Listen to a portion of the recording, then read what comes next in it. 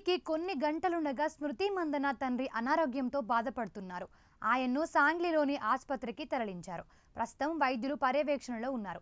ఇలాంటి పరిస్థితుల్లో తనకు పెళ్లి చేసుకోవడం ఇష్టం లేదని మందన స్పష్టంగా చెప్పింది.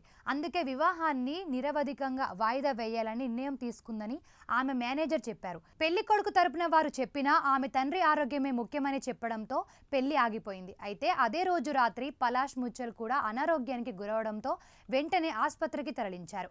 వైరల్ ఇన్ఫెక్షన్, యాసిడిటీ వల్ల అతడు ఇబ్బంది పడ్డాడని వైద్యులు వెల్లడించారు.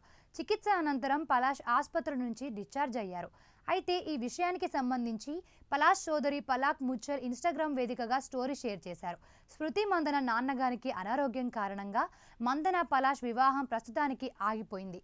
ఈ సమయంలో అందరూ ఇరు కుటుంబాల ప్రైవసీని గౌరవించాలని కోరుతున్నానంటూ పోస్ట్ చేశారు. ఇంతవరకు సాధారణంగా అంతా ఉండగా దీని తర్వాత పరిణామాలు మాత్రం అనుమానాలను రేకెత్తిస్తున్నాయి. ఇక ఇదంతా జరుగుతుండగానే అదే రోజు రాత్రి సమయంలో సోషల్ మీడియాలో లీక్ అయిన ఒక ఇన్స్టాగ్రామ్ చాట్ వైరల్గా మారింది. మేరీ డీకోస్టా అనే మహిళ షేర్ చేసిన ఆ చాట్లో పలాష్ ముచ్చల్ ఆమెతో సన్నిహితంగా మాట్లాడుతున్నట్లు కనిపించింది.